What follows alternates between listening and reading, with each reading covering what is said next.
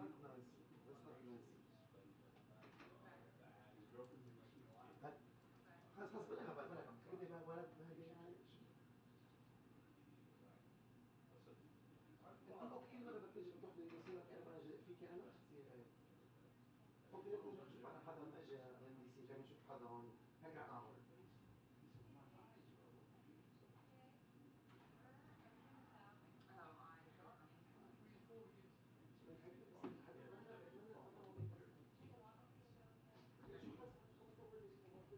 There's a lot of potato chips out there.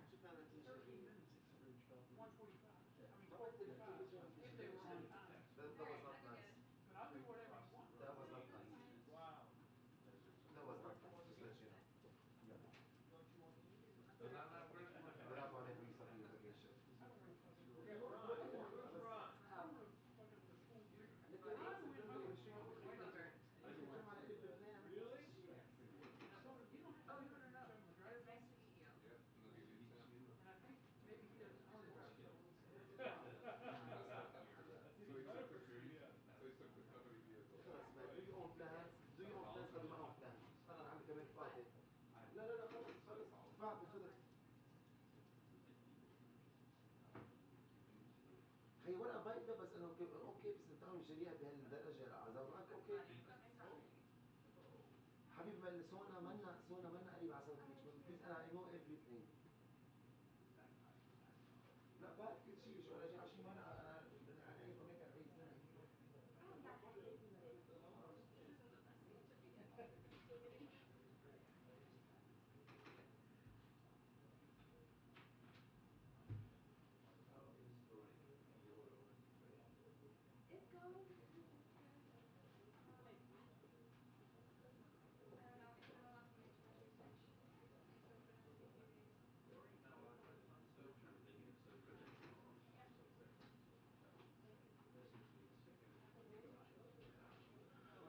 Hey, how's it going?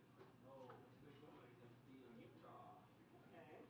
So, Oh, really? yeah, in Idaho. I guess Chris Becker is going to be the new cameraman in the band. No, she is Who's that upright Christian dude?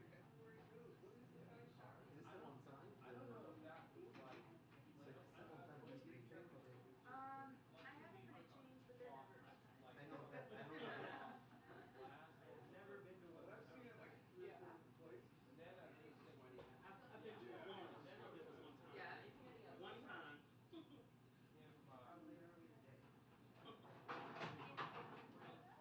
was a post meeting on Oh, yeah, yeah, yeah. Yeah, it was supposed to be a gaggle at first. There's what? It was supposed to be a gaggle at Boring first. that stuff. Oh, It was supposed to be a gaggle the at first. gaggle on a plane? Yeah, on the way to Egypt in the guidance. Yeah. Yeah, but they changed it. I'm glad they did because Yeah. in this post-election, it's really not over yet. Yeah.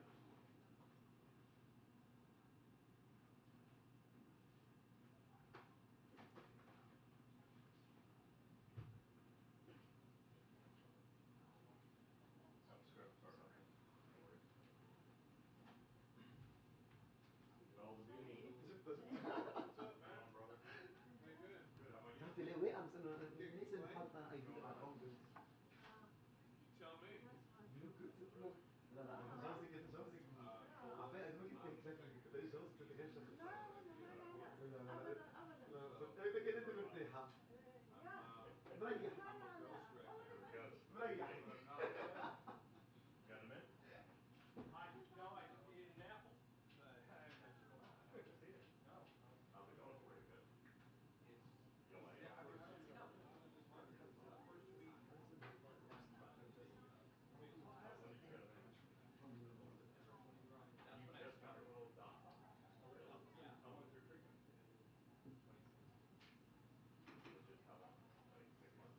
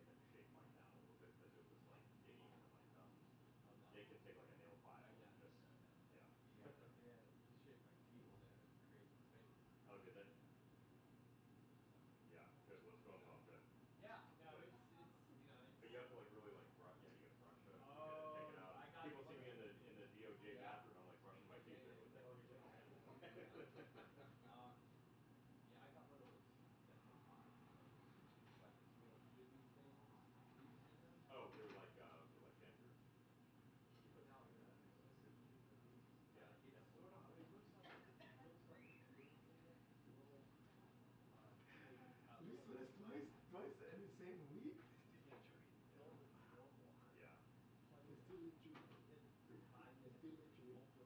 Yeah, I mean, all the shit I dream. Did they say you could use I it? mean, the journal was accepted on eBay. Oh, it's for Yes. Oh, you can buy it for them. Yeah, it's like 99 cents. It was on all social media. Who's Elizabeth? Yeah, you can see Who's that. Elizabeth? And you put it in there for 5 minutes and I it put it in for 5 minutes, and then So they you still also like sell hanging a back from this? disinfecting tablet that goes in to it before they get delivered. Got So it. you let it Ah, dissolve. oh yeah. Che non so porta mai. Oh, well, It does a really good job. Thank you. Really good job. Good, much better. so Dani Cante is It's good now.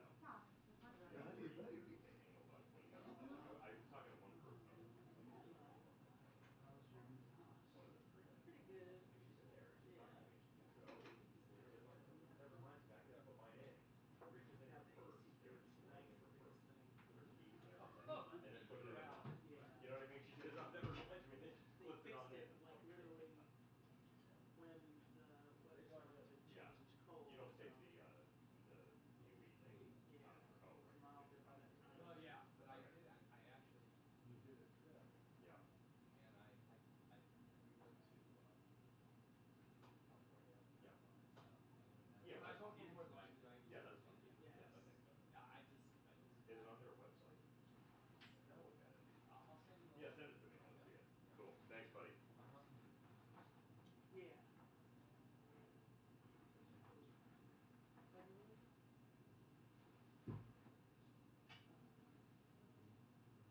Yeah. They just feel like it's old news now. Right.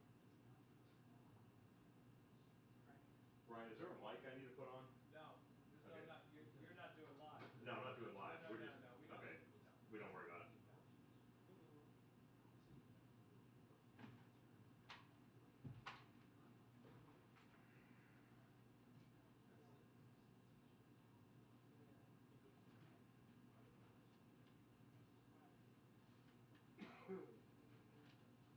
Well, you never know. Maybe they will be.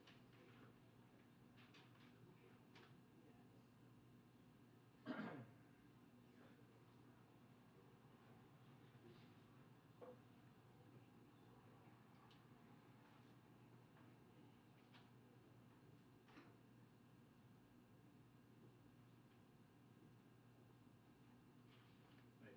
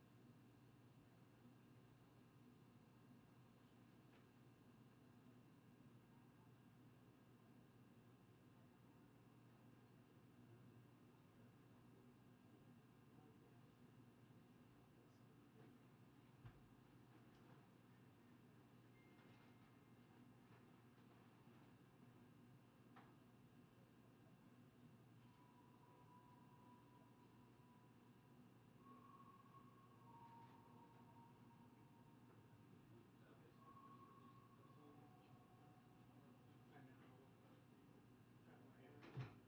Hey, how's it going? Good. Hey, hey. So I just looked my schedule for illustrations.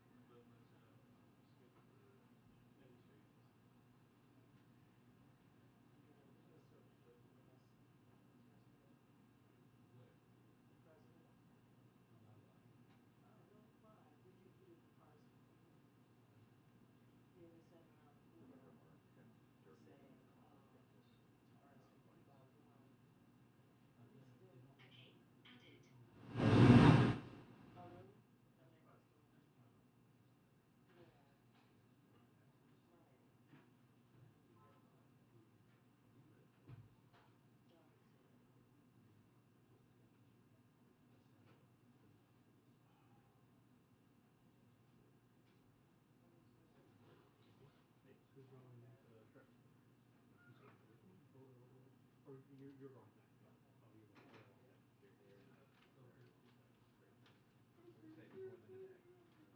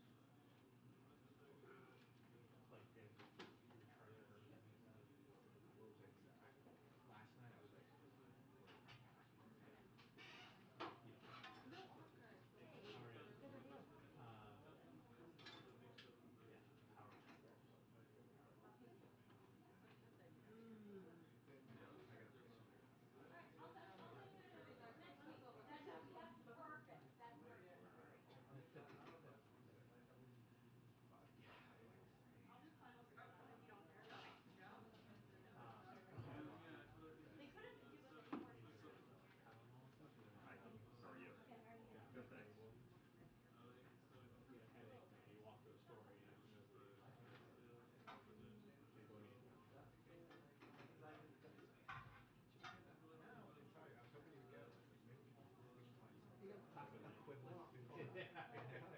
I feel like Cambodia would be like ما India. ما في شيء ابدا. When I was working, when I was حبيب ديتي. حبيب ديتي. كثير حلو بالنسبة نفس شيء عملي. شو They're جبت probably معك cheaper هنا؟ than here, but then if you're able to بدك shoot, تطلع عيون. هون بس برا لا عم بقول it'll be different. بليز. I'm nervous about more functional.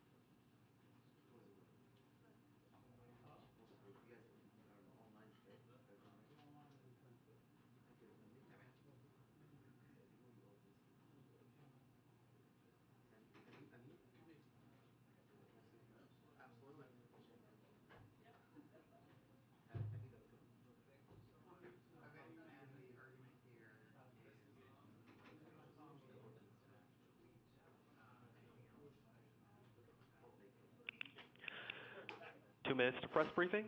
2 minutes to press briefing. Thank you very much.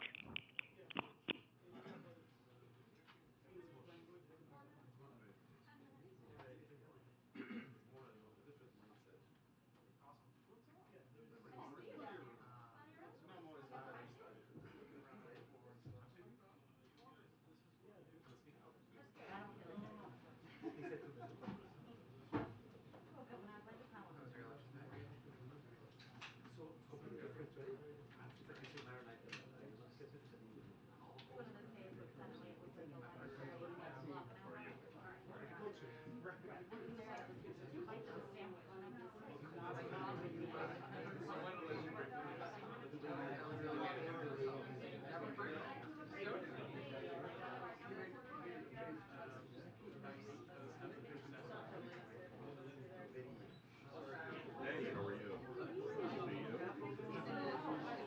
Tell me about it.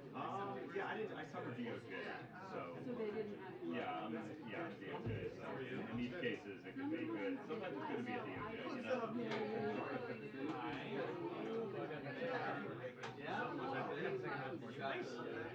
Yeah, you joined the race. I was on standby. I was on standby. I had a bag ready to go. If there was a major problem somewhere, you know, I don't think Arizona's risen to that stance yet. There's really not a major problem anywhere.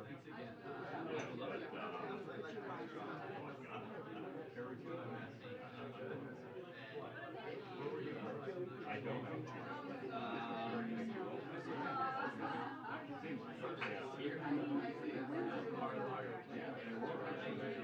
I mean, big time before that. And I was like, whoa. I didn't think that she was going to even be this close to possibly getting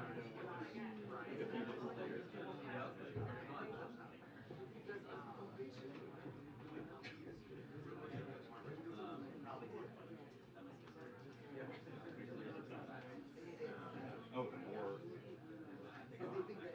I mean, she was. I mean, just right. Even the first instance of something. Won't even mention. Are you going on the trip?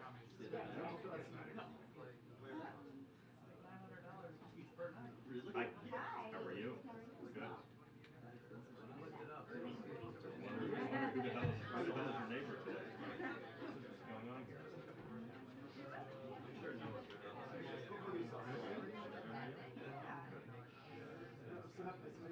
He literally got us in there like before they we like did live shots there.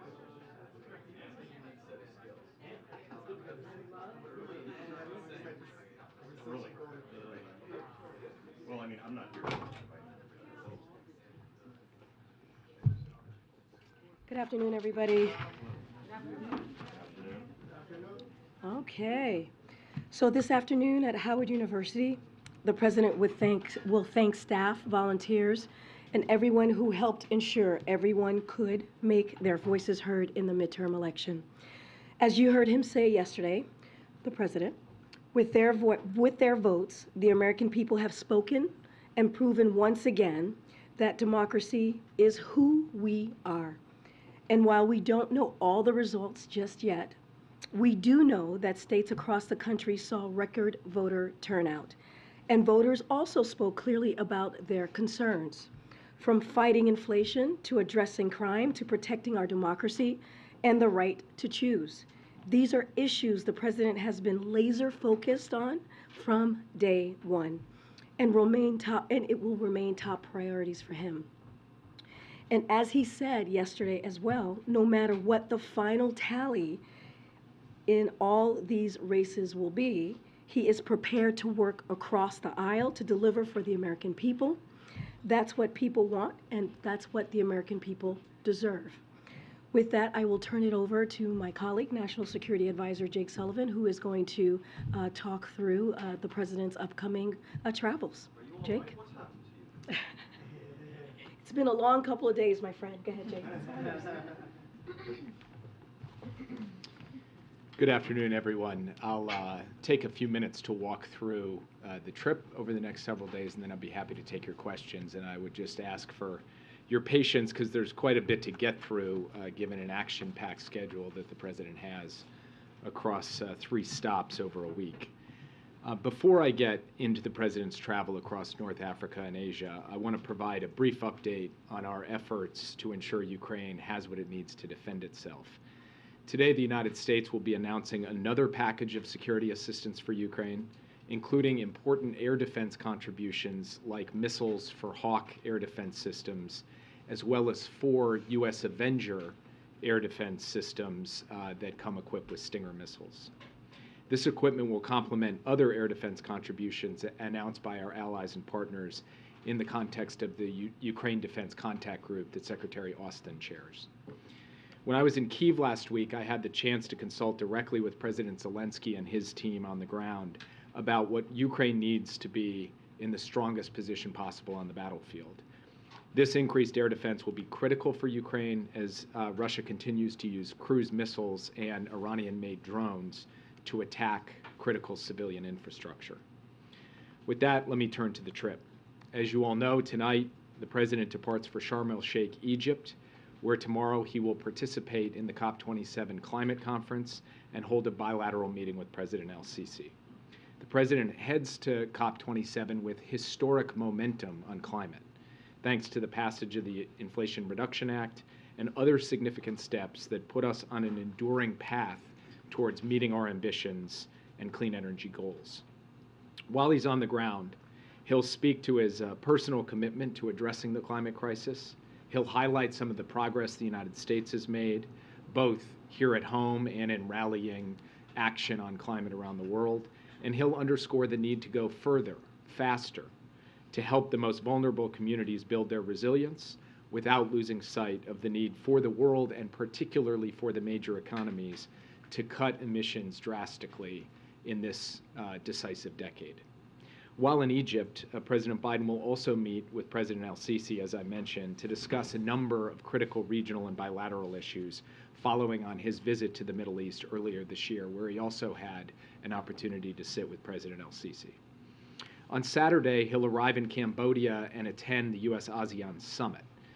He'll reaffirm the United States' strong support for ASEAN centrality and build on the achievements of the historic U.S.-ASEAN Special Summit that was held in Washington, D.C. earlier this year.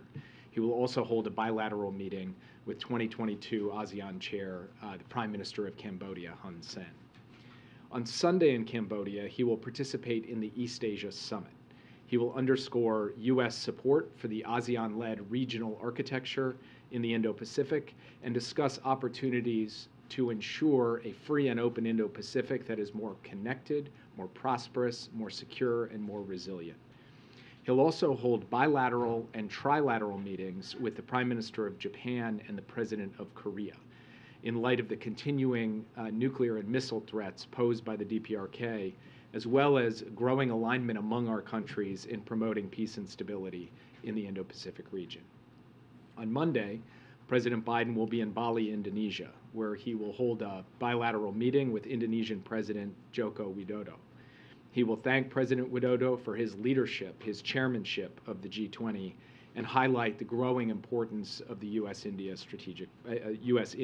strategic partnership. Later in the day on Monday, President Biden will hold a bilateral meeting with President Xi Jinping of China. This is the first time that President Biden and President Xi will have this is the first time that they will meet face-to-face since President Biden became president. President Biden has made it a priority to keep lines of communication open with President Xi, to responsibly manage the competition between our two countries, and he believes there is no more important channel than that between the leaders of the United States and China. From day one of the Biden administration, our approach to the PRC has followed the same fundamentals. Invest in the foundations of our strength here at home, align our efforts with a network of allies and partners, and compete responsibly to defend and advance our interests and those of like-minded nations. The meeting between President Biden and President Xi will be an in-depth and substantive opportunity to better understand one another's priorities and intentions, to address differences, and to identify areas where we can work together. because working together to address common problems is in our interest and because it is what the world expects of responsible powers.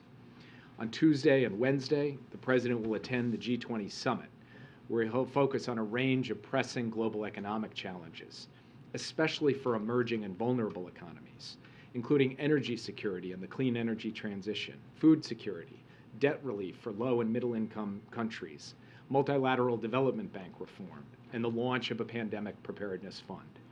He will also rally like-minded nations to speak out forcefully against Russia's illegal invasion and illegal war in Ukraine, which has exacerbated many of these challenges. President Biden will join with fellow G7 and G20 leaders to host an event on the Partnership for Global Infrastructure and Investment, PGII, where the U.S. and other partners will announce a series of high-impact infrastructure projects across the developing world. The President will have the opportunity to hold a number of other bilateral meetings on the margins of the G20, and will announce those in due course. Among others, we expect that he'll have the chance to sit for the first time with the prime ministers of both the United Kingdom and Italy, the new prime ministers who have both recently taken office. This trip comes at an important moment, and President Biden heads off with the wind at his back. The United States has helped rally the world to oppose Russian aggression in Ukraine. We have built a strong foundation of engagement with allies and partners in the Indo-Pacific. We've launched impactful new initiatives in the Indo-Pacific, including PGII and the Indo-Pacific Economic Framework. We're leading collective efforts on climate, health, food, and energy security. And we've made far-reaching foundational investments in our industrial and innovation base and in modernizing our infrastructure here at home. So we believe that we are in a strong position to both navigate competition and to work with partners to solve the great challenges of our time. That's what President Biden intends to do on this trip, and thank you all for your patience, and look forward to answering your questions. Yes? Thanks, Jake. In the briefing we had earlier about the Xi meeting, there was a mention of some proposals on areas where there could be some collaboration. Was that specifically regarding tariffs and trade negotiations, and will there be any progress on that? I don't think you should look at this meeting as one in which there's going to be specific deliverables announced. Rather, the two leaders are going to give direction to their teams to work on a number of areas, both areas where we have differences and areas where we can work together. That will include direction to the economic teams to address our concerns about Chinese economic practices and to deal with some of the underlying differences of view and perspective on economic matters. It will also involve giving direction to try to work on issues on which we do have common interest, whether it's health, counter-narcotics, climate, or other areas. Yeah. So, two-part question on the Asia trip. First off, what impact does the midterm elections have on the president's ability to deliver on American commitments overseas? And secondly, now that Xi is through the Congress in China, does that affect his willingness to work with the United States or embolden him to conflict with the United States more? What impact do you think that could have?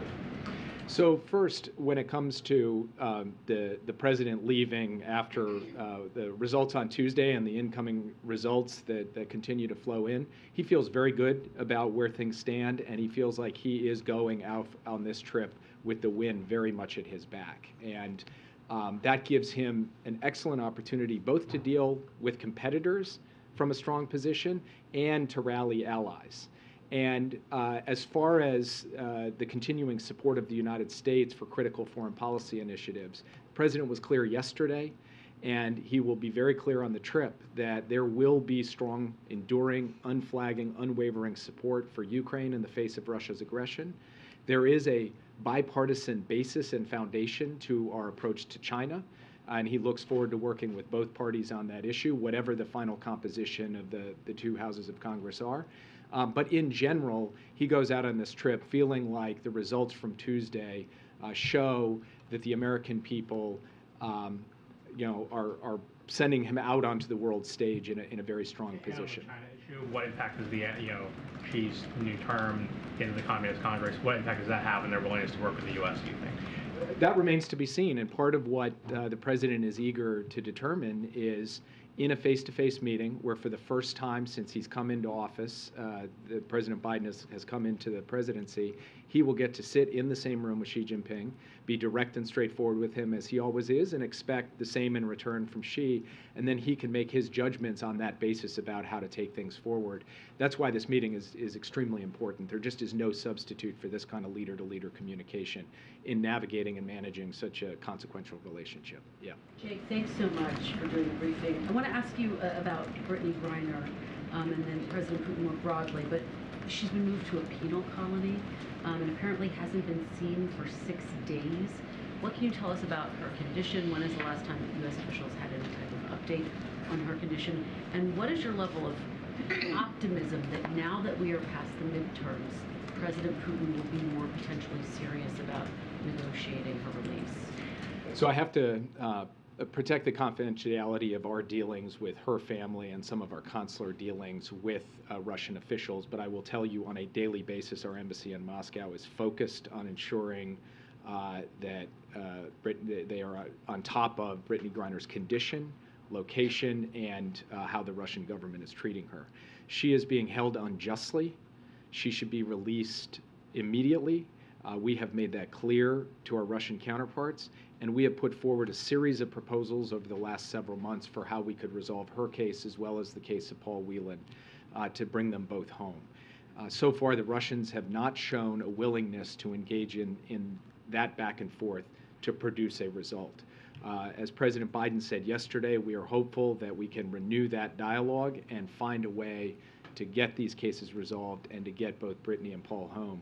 I can't handicap it. I can't give you any predictions. All I can tell you is President Biden is personally engaged on this. I am personally engaged on this. We are dealing with the Russians at very senior levels, and our diplomats on the ground are working overtime to ensure that they are staying in close touch with their Russian counterparts on her case. And I know President Biden got a version of this yesterday, but if you could just help us understand this moment right now and what it means. The fact that Russia has pulled out of Kherson, is the U.S. encouraging Ukraine to now start peace talks with Russia? Is there any sense that that might actually happen?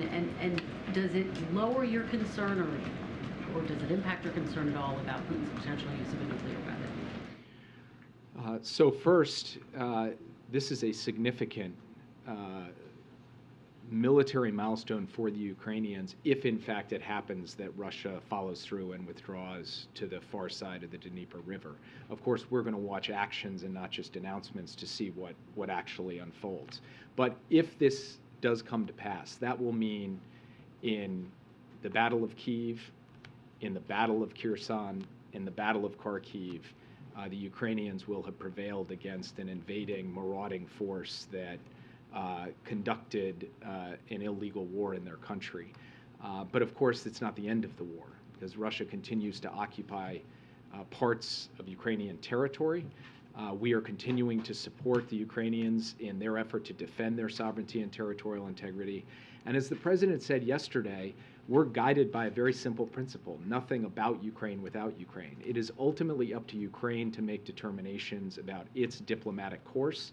It is our job to put them in the best position on the battlefield so that when and if there is an opportunity for diplomacy, they're in the best position at the bargaining table. I don't have anything to offer you today about the likelihood or the proximity of any kind of negotiations. Right now, what the Ukrainians are focused on is defending their critical infrastructure against these barbaric attacks that are killing civilians and harming the basic functioning of the economy, and trying to take their territory back. The United States is not pressuring Ukraine. We're not insisting on things with Ukraine. What we are doing is consulting as partners and showing our support not just through public statements or moral support, but through the tangible physical support of the kind of military assistance I mentioned before. Yeah. Thank you, Jake. Just a quick follow-up on Kherson first. You said that you'd be watching actions instead of just hearing what they're saying. Do you have any indication that a withdrawal has actually started? We do see some indications of movement consistent with what the announcements were yesterday, but this is an involved operation. The Russians had flowed a significant number of forces and personnel into Kherson City and to the west side of the Dnieper River. So it's not the kind of thing you just snap your fingers and it's done.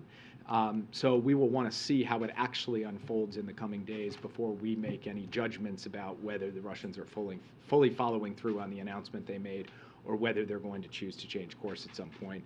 And we'll continue to stay in close touch with the Ukrainians on that as well. And to follow up on Kristen's questions about Griner, forgive me if I'm wrong, but I didn't hear whether you have a condition for her, a current condition, how she's doing since she's been transferred to the penal colony. Sorry, in the start of my answer to Kristen, what I said is to protect confidentiality. I'm not going to speak to her condition from the podium today. And one more question, unrelated, sorry. The president yesterday said that it should be, that the Elon Musk's acquisition of Twitter should be looked into as a potential threat to national security. Can you offer anything about why? And he also said there are many ways to look into that. How would you look into that? Well, you heard the president yesterday, and the CFIUS process is the normal process through which transactions that might have a national security nexus get reviewed, and I will defer to the CFIUS process rather than comment on it further from this podium. Thanks, the G20, would it be better if Putin was there? I mean, he's arguably the most consequential player on some of those big issues that are going to be discussed, food security and energy security. Well, you'll have to ask President Putin in the Kremlin why he's decided not to go, as it appears he has decided not to go. It's not really for me to comment on. What I can say is that President Biden is going to advance an affirmative agenda on all the issues that I laid out, and he'll do that regardless of who's sitting in the chair on the Russian side. On China, can you give an update on the kind of efforts that were launched before about a sustained dialogue on risk reduction, the strategic stability talks? Where do those stand? What has been the impediment to try to get those risk reduction talks going? Well, first, we do believe that with the U.S. and Chinese militaries operating in proximity to one another in the Indo-Pacific, in many different areas of the Indo-Pacific, it is important to have channels of communication between our militaries so that we can avoid accidents, miscalculation, escalation, and we can avoid having anything that might tip over into conflict. That to us is important, that type of communication, that type of engagement. Further, we've expressed our concerns about aspects of strategic stability in the context of China, as we have in the context of Russia. And we've indicated that good substantive dialogue between significant countries like the U.S. and China can help produce greater stability over time. I'm not going to get ahead of the conversations between the two presidents. These topics, of course, will be touched on. What comes of that, in what form, over what time, with what participation, I won't get ahead of today. Yeah. Thanks, Jake. The president said yesterday that he found it interesting that Russia waited until after the midterm elections to announce this withdrawal from Kherson. The implication being that Russia was held off on withdrawing to have some kind of effect on the midterms. So was the president just speculating there, or do you guys have any evidence to back that up? And then I have a Griner question. I think what the president said should be taken at face value. He thought it was interesting timing that you had the election on November 8th, and on November 9th they made the significant announcement in Kherson, and I'll just leave it at that. And then on Brittany Griner, given that the president said that he would be open to meeting Putin to discuss Brittany Griner's situation, would the president be willing to meet with the foreign minister, Sergei Lavrov, at the G20 to discuss Brittany Griner and Paul Whelan? There's no plans for the president to meet with the Russian foreign minister. So I want to ask you about Lebanon. Do you think this administration will deal with any elected president in Lebanon is backed up from Iran and Syria? Well, I don't want to get ahead of, and make I don't want to make categorical statements, because we'll have to see what comes out of the democratic process in Lebanon. What I will say is that the president did directly engage with President Aoun just a couple of weeks ago in the process of bringing to conclusion a historic and significant maritime agreement involving Israel and Lebanon. So we certainly believe it's in the United States' national security interest to have a relationship with the government of Lebanon, because we think that that can help with regional security, with America's security, with Israel's security, and ultimately with the security and prosperity of the people of Lebanon. But I'm not going to respond to hypotheticals about a president who doesn't yet exist. One more question. Hezbollah has been obstructing justice regarding the investigation of the Beirut explosion and its allies as well. What this administration is doing to push that forward? We have over 226 victims, and no one really revealed any truth about this big tragedy. It continues to be the focus of the U.S. government, as it has been from the day that President Biden came into office, to try and drive towards answers and accountability when it comes to that explosion. And we'll continue to work that as actively as we possibly can. Yeah. Thank you very much, Jake. Questions about Brazil. After Asia, are you going to Brazil to meet with the President-elect Lula? So we haven't finalized plans, but I have been in touch with senior members of the President-elect's team because we want to be able to coordinate very closely with them. Whether that involves me going down there or some folks coming here, we're still working out. But I think that you can expect face-to-face engagement at high levels between the incoming team and our team so that we can hit the ground running once President-elect Lula becomes president on January 1st. Follow up, what kind of challenges do you see with the new government of Brazil? For example, related to the Russia war in Ukraine, Lula said he will talk with Russia and Ukraine to try to end the war. What do you think about that? And today, Secretary Kerry met with Lula's team and they discussed help to protect the Amazon. What kind of assistance is the United States considering? So President Biden has had a very long-standing view that it is the obligation of the United States and other major economies to help Brazil protect its rainforest. The same goes for other countries with significant rainforests like Indonesia. And so he's going to look for an early opportunity to sit with the incoming president, who has expressed a real commitment and motivation to protect the Amazon, and talk about a variety of forms of assistance we can give. Not just technical assistance, but financial assistance as well. That's something President Biden sees as a real priority. And with respect to Russia's war on Ukraine, President Biden had an opportunity briefly to speak with the president-elect shortly after his victory, and they agreed that they would talk in detail about all of these issues, including the Ukraine issue, when they have the chance to meet in person. I'm not going to get ahead of that conversation because I think the two of them should have the chance to talk before I characterize it. Yeah. Thank you. General Milley yesterday had a pretty staggering assessment of the casualties of Russian casualties in this war so far, saying that 100,000 have been wounded or killed. Can you discuss what impact is this having on Putin domestically in terms of support for this war, and just how long do you think Russia can keep operating at this casualty rate? Well, the numbers are really quite striking, and we're talking about just an immense amount of suffering on the part not just of those who have died or been injured in the war in Ukraine, but their families and their communities across Russia. And one of the reasons why we believe that Russia should end this war and leave Ukraine is for the good of those families and communities inside Russia. It is difficult at the moment for us to characterize the internal political situation inside Russia. For one thing, you've got the tight control of the Kremlin on the communications apparatus and on the political apparatus in that country. For another, all of us in this room see surprises in our own domestic political context, so trying to be effective armchair analysts of another country's political process is something we should have significant humility about. But we are watching closely for these impacts, economically, socially, and beyond, because you simply cannot visit upon your country this level of suffering without it having reverberating impacts of various kinds. So we will have to see how that unfolds. And how long do you think they could keep operating at this level of casualties? Well, first, it's clear that the fact of Russian military losses on the battlefield is having an impact on their ability to hold territory in Ukraine. We've seen that in Kharkiv.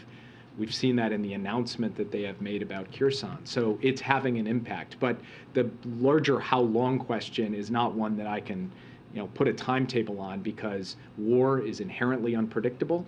And so all we can do is continue to try and make sure that for our purposes, we're giving Ukraine what it needs to do its part, and then we will, of course, analyze how Russia is postured and positioned as we go forward. Yeah. Yes. So I wanted to ask two questions about the meeting with President Xi. One, yesterday, the president did not commit to telling President Xi that they would, or the U.S. would, defend Taiwan militarily. How should Taiwan be interpreting that answer? And secondly, the Treasury released a report today saying that, or criticizing China for not being more transparent about its foreign exchange policy, and explicitly calling it a failure. Will the two leaders speak about that tomorrow as well? So on your first question, as many of you know, having seen President Biden go into consequential meetings with foreign counterparts, he doesn't like to characterize what he's going to say to them. He likes to actually go say it to them. And as for how Taiwan might react to that, we'll have the opportunity as an administration to brief Taiwan on the results of that meeting, and I'm confident that they will feel very secure and comfortable in the United States' position when it comes to our support for peace and stability across the Taiwan Strait and our commitment to the Taiwan Relations Act, which does commit the United States to ensuring we're providing the articles for Taiwan's defense. Yeah. Oh, and you asked about the FX report.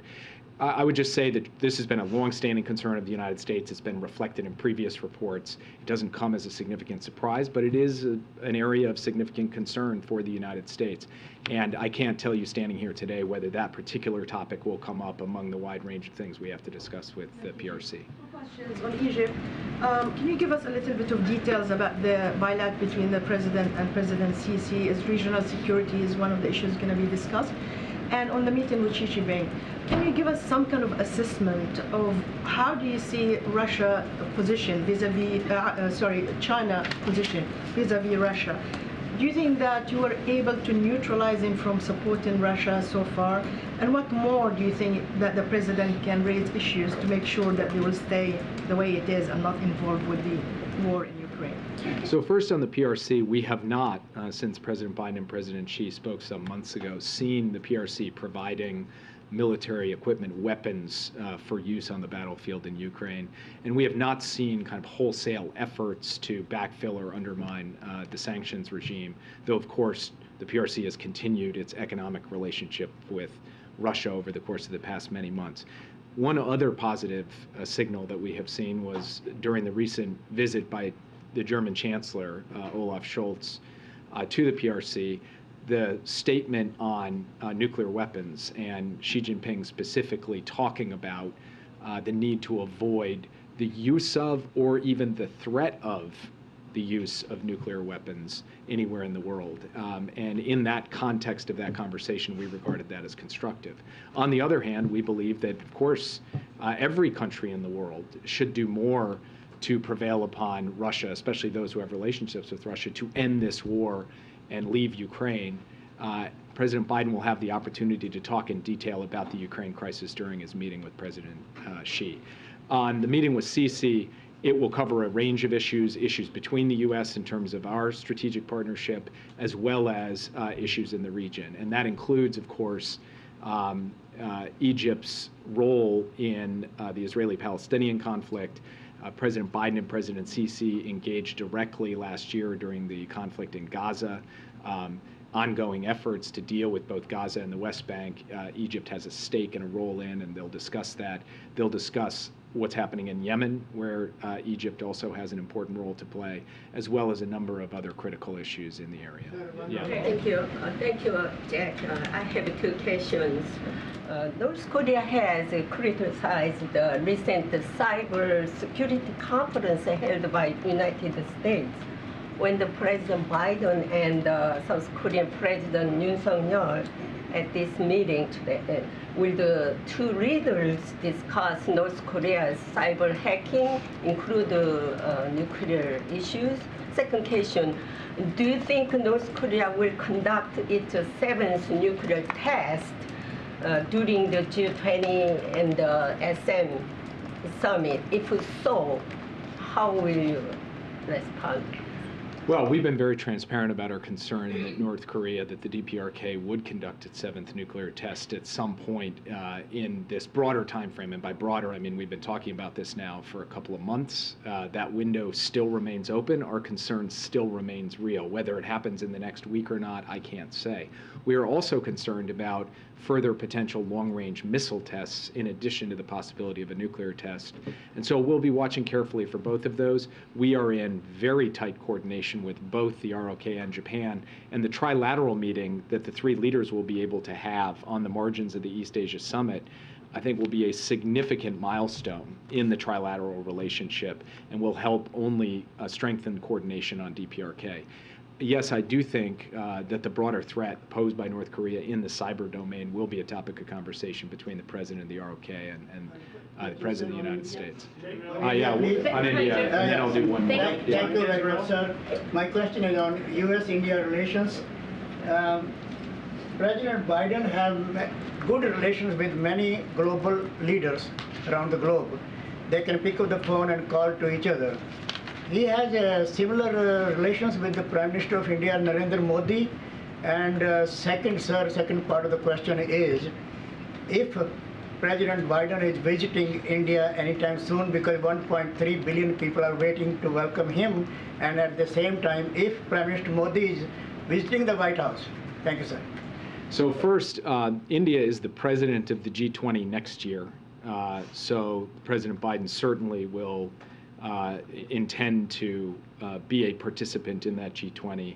I don't have anything to announce about visits prior to that to India or visits to the White House, but I would point out Prime Minister Modi has already been to the White House since President Biden took office, and the two of them have had the opportunity to meet in person multiple times and to talk by phone multiple times and to talk on video multiple times. When you add all that up, it is a productive, very practical relationship between these two leaders who see common interests on a number of critical issues and have really worked together to strengthen the U.S.-India partnership. And President Biden is looking forward to seeing Prime Minister Modi at the G20 this year as well as we look ahead to next year. And I'll do the last question. Thank you, Jake. Two quick questions.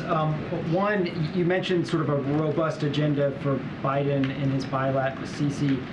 Does he intend, though, to bring up human rights and specifically call for the release of jailed activist Alaa Abd El Fattah? Is that part of his agenda with Sisi? So, as President Biden, I think, has said to many of you, he feels you're not the American president. You're not really doing your job as American president if you're not raising issues of human rights. So you can expect that he will raise human rights issues in that meeting, as he will with other leaders that he encounters at the G20. On the particular case of Alaa Abd El Fattah, we have been in high-level communication with the Egyptian government on this case. We have deep concern about it. We would like to see him freed. We have had discussions through very senior channels, and I think you can expect that those conversations will continue on the ground in Sharm el-Sheikh when we get there. Thank you. Just real quick on Xi Jinping and the meeting there. President Biden has obviously met with him many times in the past. Some of the success of those meetings was seen to be a little bit of open-ended and sometimes informalities. This will be different, but is there anything that you guys are doing to try to recreate those sort of more informal exchanges that the two of them had, or is it sort of a meeting set up with many people alongside each side of the table that makes those types of informal discussions more difficult? So the current setup of the meeting is one in which each of them will meet alongside their teams, but even in instances on video conferences where each leader has had their team with them, the hallmark of their engagement, no matter who's in the room, is one where they don't just read talking points, they don't just kind of march methodically through each of their scripts. They actually do have a robust back and forth, and it's on the bigger picture. Where is this relationship headed? Where is the PRC headed? Where is the U.S. headed? And especially at this moment, as the president comes out of these midterms, as Xi Jinping comes out of the 20th Party Congress, that bigger picture conversation is probably the most important element of this meeting. That's what the president has on his mind going in. And I think for that reason, it is going to be an important and, in my view, highly constructive contribution to how we manage this relationship going forward. Sorry, guys. Okay. Gonna do another like 15 minutes. Chris, you want to kick us off? Sure. A question about cryptocurrencies. Interested in the administration seeing those things crash, and should regulators be taking a harder look at these things to protect investors at this point? So I'm not able to comment on it, on what specific actions independent regulators should or should not take on this particular issue. But what I can say is The administration is aware of the recent developments on this, and we'll just continue to monitor the situation. Should the administration do legislation, new things that should be done to protect people? So look, the administration, as you know, Chris, has consistently maintained that without proper oversight, cryptocurrencies, it risks harming everyday Americans. So this is something that clearly we monitor and that we see as an important issue. But the most recent news further underscores these concerns and highlights why prudent regulation of cryptocurrencies is indeed needed. The White House, along with the relevant agencies, will again closely monitor the situation as it develops. Just a quick follow-up on foreign policy first. Kevin McCarthy has said that he would love to lead a congressional delegation to Taiwan. I'm just curious if you would discourage him from doing that if he becomes Speaker. That's not something I'm going to speak to about. As you know, when you all were asking us about the Speaker's travel, we did not comment about her travel. We're certainly not going to do that with Kevin McCarthy. Just on the CPI statement this morning from the president, most of the increase that we saw in inflation last month was due to rising costs for shelter. President Biden's statement didn't mention that. What is the administration doing to contain the rampant run-up in rents right now? Of shelter specifically? So I don't have anything right now to share with you on that specific piece of the data. As you know, the report, the way that we saw it, and as the president says, it shows that we are making progress, which is important as we talk about CPI, on bringing inflation down. As you know, inflation has been a number one top priority when it comes to the economy, those lowering costs for the American people. And so without giving up all of our progress clearly that we have made with the economy, when we look at the labor market, the job creation. So the President Economic Plan, as we know, as we see it right now, because of this data and many other pieces of data that we have seen, we are seeing some strength, and it continues to grow. And we are put in a situation to manage our economy through these global challenges. So again, we think that the data that we saw with CPI is a step forward. The president clearly is going to continue to do the work to bring down cost for the American people. We talked about the gas prices and also Inflation Reduction Act, so that will continue to be. But that particular piece of the data, I don't have anything to share with you on that. Go ahead. Thanks, Karine. President Biden yesterday drew some red lines on issues where he will not compromise with Republicans: Medicare, Social Security, a national abortion ban. He also did say that he would be willing to compromise with Republicans on some other issues, but he didn't say which ones specifically. So what are the areas where you guys do see room for compromise with Republicans? So as you know, all the results are not in yet, so don't want to get ahead of that. And we'll have a better sense, hopefully in the next couple of days, if not the next couple of weeks, of what the complexion of the Congress is going to look like.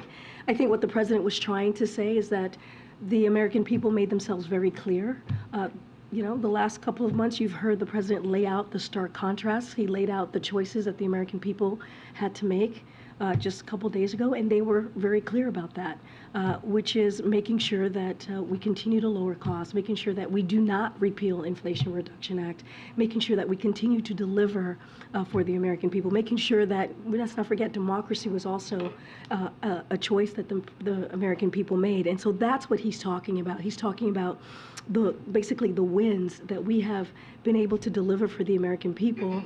He's not willing to roll that back. And as we know, congressional Republicans made themselves very clear leading up to Tuesday that they were going to roll back Medicare. They were going to roll back Social Security, not even roll it back, just cut it all off, right? Chop it out. And so the president's saying he's just not willing to do that. And let's not forget, these are issues that the American people see as very popular and important to them. So that's what he's talking about. You don't want to get ahead of the results, but it was the president who said yesterday that he'd be willing to compromise on certain issues. So has he not thought through what those issues would be? It's just No, I hear your question. You're saying he's being willing to compromise, but at the same time, we have to see what the results are. And of course he's going to say that. He's the president of the United States. Of course he's going to say, I'm willing to work with the other side. We're talking about President Biden, who has done that. He also laid out that he has, since his administration in the past 20 plus months, he has passed 200 bipartisan laws, signed 200 bipartisan laws. And so he is saying that he is willing to work with the other side, as he has said before. But once we know what we're working with in the next, hopefully, couple of days, if not longer, then we'll have those conversations and can talk more. And then quickly on democracy, the president yesterday talked about, this being an example that democracy works. You really emphasized that. I think he's expected to talk about that later today as well. I know that you guys have pointed to some statewide races where some prominent election deniers did not win, but I believe at the latest count, at least 145 election deniers running for the U.S. House have won their races. So given that, how does the president assess the state of U.S. democracy and the health of that democracy when so many election deniers are being elected to Congress, a majority of the Republican caucus? So the president has been very clear that he still sees that he believes our democracy is still under threat and that the American people have to defend it. That's something that he's going to continue to say. And the part of that is rejecting election lies or those who would use violence to overthrow democracy. And so you did see that from the American people. But again, it's still under threat. One election will not change that, right? And so there's still work to be done. There's still work to strengthen our democracy, and there's still work to protect our democracy. Again, it's not going to happen under one election or even 2020 election, right? We've continued to work towards that. Again, Mary. I'll come to the back in a second. Can you describe more of the president's phone call yesterday with Leader McCarthy? He noted they don't have much of a personal relationship, so how did it go? Did he get a sense that there are areas where they will be able to compromise going forward? I'm not going to get into more details into that private conversation. I'm sure Leader McCarthy will have more to say on his end. But look, I think the way to look at the conversation and the president speaking with Kevin McCarthy is that he is willing, as he said yesterday, to work with folks on the other side of the aisle, as he has in the past. He's willing to do things in a bipartisan way. This is a president who has made that a priority, not just as president, but as vice president and also as senator. And so he's, just as long we are delivering for the American people, that is something that he wants to see. And we've done that. Let's not forget the gun legislation. We saw a movement on guns that we hadn't seen in 30 years, the bipartisan infrastructure legislation, the CHIPS and Science Act, the PACT Act to actually really give some relief, some health care to our veterans. So there's ways that we can work together, but we'll see. We'll see what the agenda will be. And is the president going to go down to Georgia to lend some support to Raphael Warnock in this runoff? Is that under consideration? So I don't have anything for you right now to speak to, but clearly the president will do whatever Senator Warnock needs him to do to help him win. The DNC made significant investments in Georgia this year, but again, I don't have anything right now to lay out as far as any travel that the president will be making. Has Warnock made a request? I actually have not heard of a request. I just don't have anything to share on that. Okay. And I'll come to that. Creed, thank you so much. The president's obviously going to this climate summit, to COP27. How does he reassure leaders, given that he is anticipating a Republican Congress, that any new agreements that they come to will be carried out here, will be codified if need be, given that he's got to reach across the aisle? We'd say that last part, how can he reassure the leaders that whatever new agreements they reach there will be carried out, will be codified here, given that we are expecting that he will be working with Republicans? Well, this is a president who has been in front of world leaders, who has traveled abroad, as you know, multiple times in the past 20+ months of his presidency. And let's not forget, as vice president, and let's not forget, as senator. So he has, as we know, a lot of respect for some of these leaders. He has very close relationships with many of these leaders. He has done business, if you will, and talked about really key important issues over the last few years, if not decades. So I think there's a level of trust and understanding on how this works. I also feel as if, I also think that we don't want to go too far, right? Because we're still waiting on results. We're still waiting on what will happen with Congress, both the Senate and the House. But again, it was a good night for Democrats. It was a historic night for Democrats. And like Jake said, just from here, just moments ago, the president goes into, goes to Asia with the wind at his back. And it's not the first time. One of the last times he went, it was the bipartisan infrastructure legislation. There are wins that they have seen us deliver on. And so I think there is a level of trust with this particular president. I just want to ask you one quickly on the economy. Inflation not as high as was expected, but we are hearing about these layoffs of these major companies, Meta and Twitter. What is the message to American companies who are concerned that those layoffs could be a sign that the economy could be headed toward a recession? So we are aware of the layoffs at Meta and other tech companies that you just laid out, Kristen.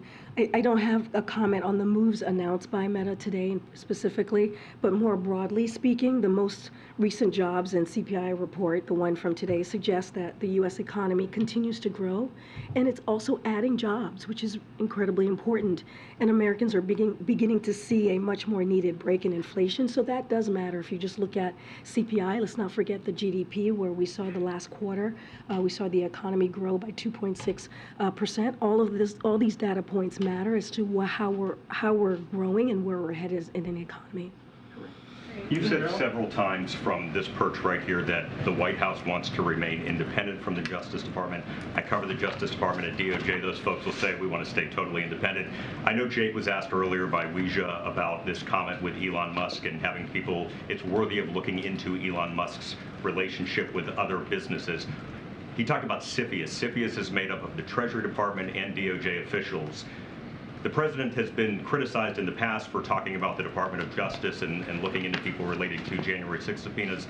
What did he mean? What does that mean when the president says worthy of being looked into? It's raising some questions. So the National Security Advisor, Jake Sullivan, just answered that question. I'm just not going to go beyond that.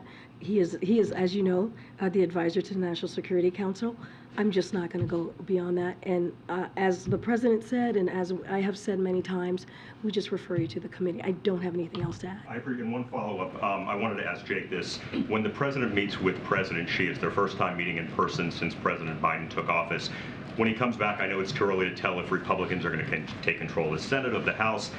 If so, even if one body, they want to investigate, and when I say they, I mean Republicans, the origins of COVID-19, that's something Republicans have on their agenda. They've been talking about it.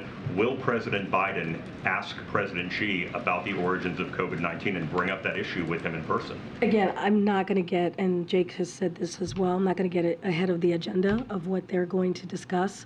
When they have their bilat, certainly we will share the conversation and what came up. The president has always been clear on getting to the bottom of COVID.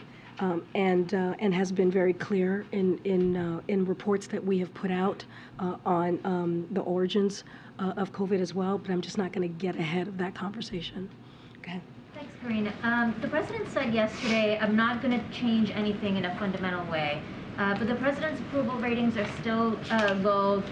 An overwhelming majority of voters in exit polls said the country's headed in the wrong direction, especially on the economy. So how is the White House sort of squaring those two things? Is there no change needed, I guess, in terms of satisfying those voters who are saying that they think the country's headed in a wrong direction? Well, we think that well, let me step back for a second. What the president was talking about, that he wasn't going to renegotiate things that have already passed, right? You think about the Inflation Reduction Act, and you think about what that's going to do for the American people, lowering costs, which is something that he has said that is going to be a priority for him, and continuing to do that. Lowering healthcare costs, lowering energy costs, which he also said this yesterday, American people are going to feel early next year, which is just a few weeks away, a month or two away. And so that's what, when we talk about that, Republicans were very clear. They wanted to repeal that. They wanted to take away the Inflation Reduction Act. And so that's what the president was talking about, making sure that we do not take away the things that we have been able to accomplish, the successes that we have been able to see for the American people. Look, I know you're talking about the president's poll, but The thing about it is, when you look at these pieces of legislation, when you look at the work that we have done, when you look at the issues that the president has worked on, they're all popular. You think about abortion rights, and you think about how that was a top priority for the American people. That is something the president is working on. You think about inflation. Yes, the American people are feeling that every day. But the president has also worked on these issues, and those are the things he's not going to stop on. Those are the things he's not going to pull back on, trying to lower gas prices as another example of the things that he's done. Thanks, Green. Prior to the election, the president said that he would send a bill that would codify Roe v. Wade to Congress if Democrats gain 2 seats. At best, he may only gain 1 seat in the Senate. So is it still his intention to send a bill to codify it? So I'll say this. What's clear in this week's election, what we saw on Tuesday, is that Americans don't want to see a constitutional right that they had for 50 years taken away. They made that very clear. We saw that in California, Vermont, Michigan, when they enshrined abortion rights in their own state from voters. We saw in Montana and Kentucky where they rejected measures that would have restricted access to reproductive care. So they made their voices very, very clear. They want to see their access to reproductive care protected, and they want to see Roe codified. And we're going to do everything that we can to make that happen from here. Again, we have to see what the results are. I know that you just laid out that we potentially could pick up, have the Senate by 1, but we just have to see what the complexion of Congress is going to look like, and then we'll move forward from there. Is there anything else that the president thinks he can do if there is only 1 seat in the Senate? Codifying Roe would be difficult, so is there anything else to ensure abortion access? Well, look, you know, the president has certainly taken actions from the federal government with the HHS agency and Department of Justice. We've laid out executive actions that the president has taken. We're always looking to see what else we can do. But again, I mean, the president has always been very clear. In order to really make sure that we protect women's rights, we have to take action on the legislative level, and he's going to do everything that he can. Let's not forget, people have said he wasn't going to get the bipartisan infrastructure legislation done. He got it done. People didn't think he was going to get the CHIPS and Science Act done. We got it done. People didn't think we were going to get the guns legislation done in a bipartisan way. We got that done. That was after the last time that we were able to do that was 30 years ago. So we have been able to get things done, and that's because of this president's leadership. So again, we're going to continue to focus on that and make sure that we actually, you know, deliver for what the American people want from us. Can I ask specifically about an area of compromise that has interest from different groups? Does the president see marriage equality as a potential where that he and the Democrats can work together with Republicans? So again, not going to get ahead of what the next couple of weeks are going to look like as far as an agenda. Clearly, marriage equality is something that's important to the president. He has been a leader and a strong ally for the LGBTQ+ community, and he has spoken to the importance of moving that piece of legislation forward.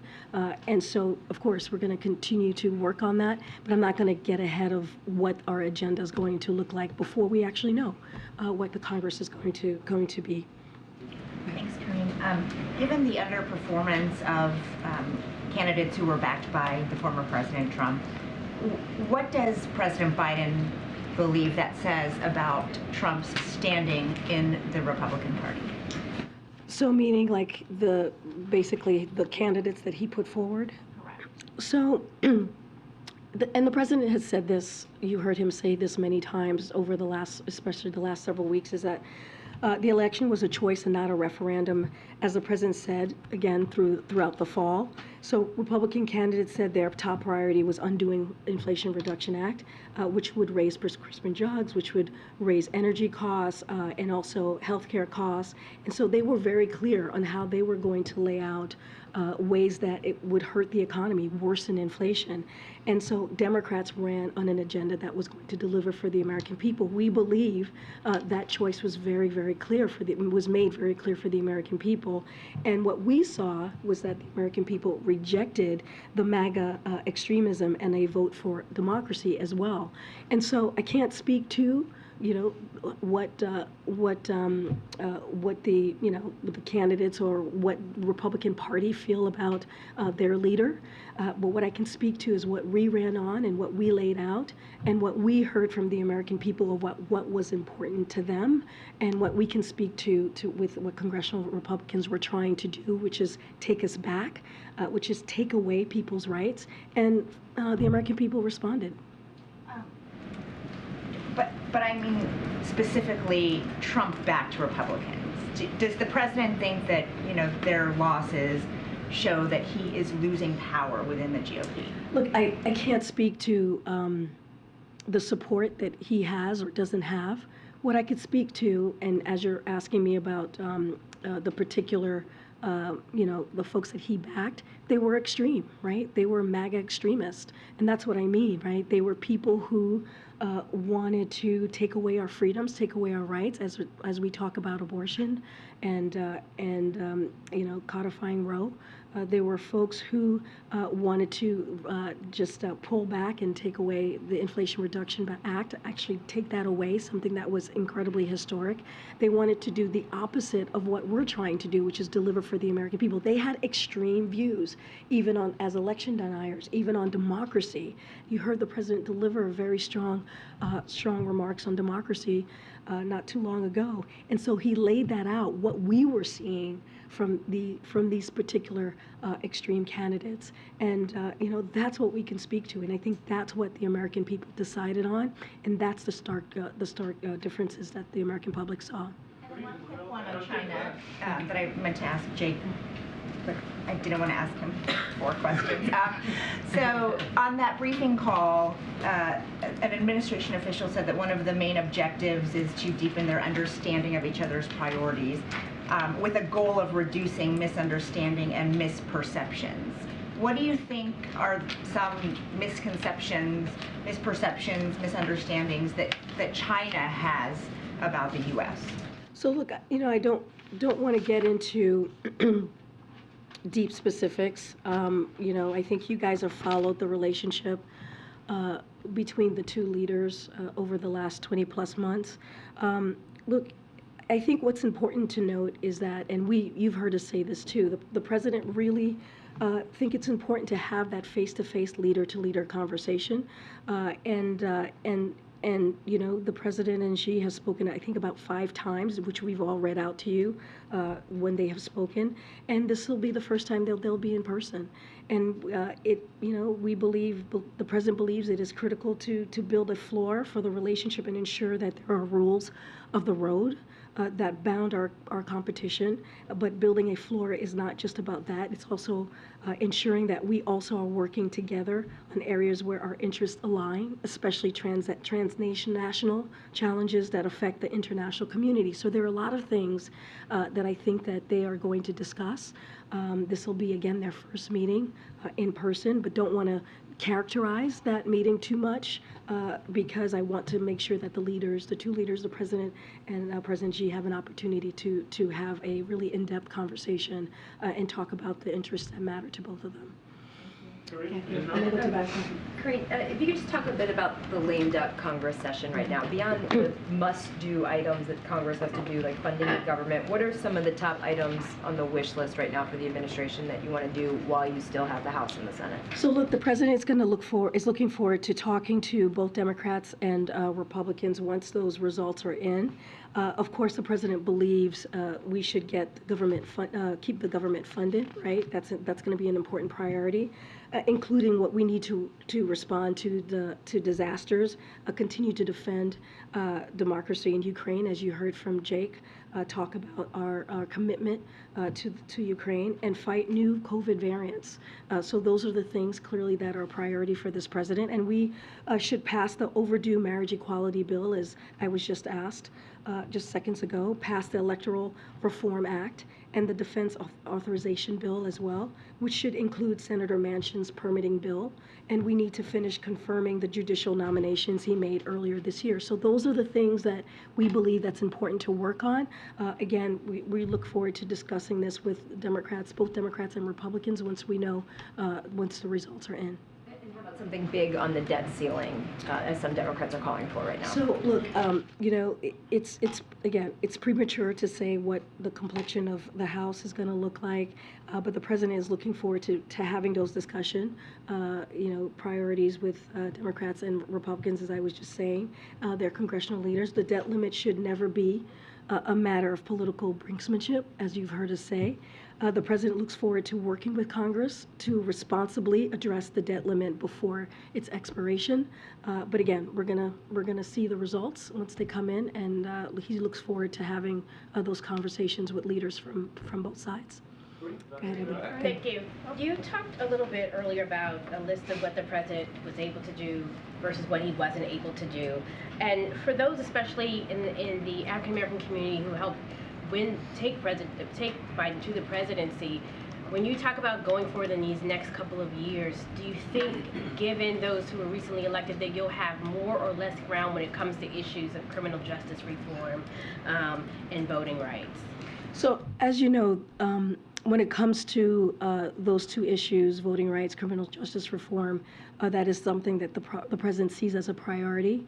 And when it comes to the Black community, the president has seen their issues as a priority as well, right? I think everything, if you think about everything that the president has done, you think about the bipartisan infrastructure legislation, you think about the American Rescue Plan, you think about CHIPS and Science Act, you think about the Inflation Reduction Act, all of those pieces of legislation that are now law had what we believe equity at the center of it, right? The president says all the time he wants to build an economy from the bottom up and the middle out because he does not want to leave anyone behind. He wants to make sure, if you think about the American Rescue Plan, he wants to make sure that people are able, when he put that forward, that people were able to hold on to their homes, that people were able to start small businesses, investing in HBCUs and education. You think about the student loan debt forgiveness policy. All of those things are meant to help families in the African American community, but also just Americans across the board.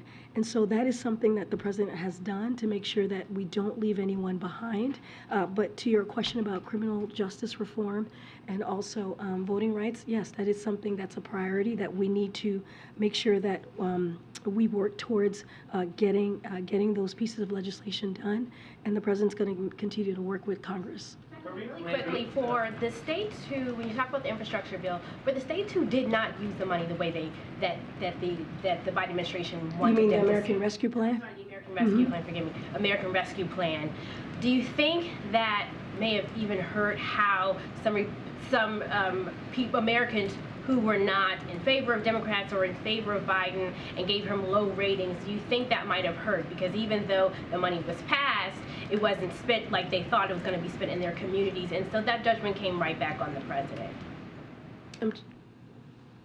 Let me see if I understood what you just laid out. So the American Rescue Plan, yes, there are some states that have not used the funding to its full capacity, right? I understand that.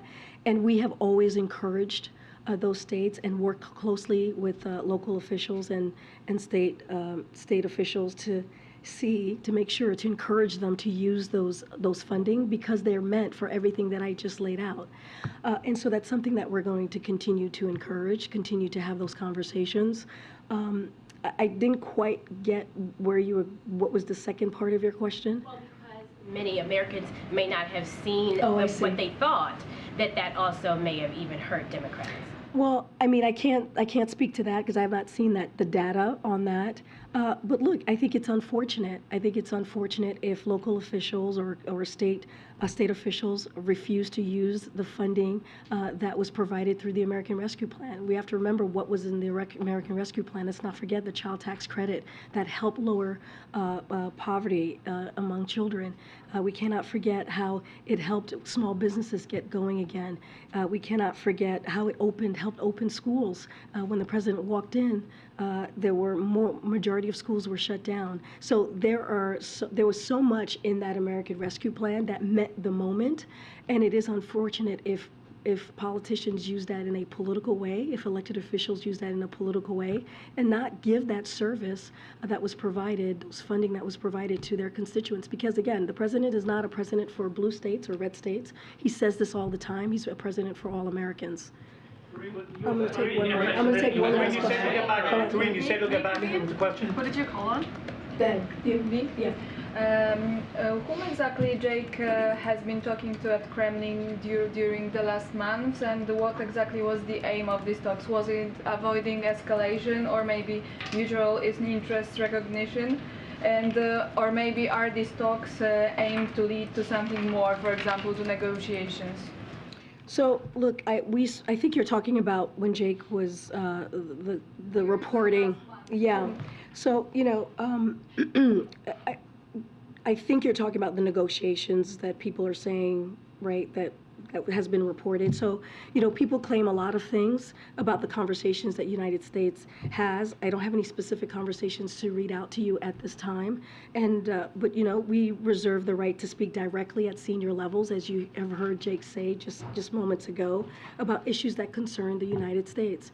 But we want to be very clear, nothing about Ukraine without Ukraine. It is something that the president has said. It is something that we take very, very, we see that as a very important strategy moving forward. This is Ukraine's decision when it comes to any type of negotiations. We see our part in making sure that we strengthen, we strengthen their part in this, whether it is making sure that they have the security assistance to defend themselves, as they have been very bravely, or when it's time when they choose to negotiate. But again, nothing about Ukraine without Ukraine. So I'll leave it there. Thanks, everybody. Thank you.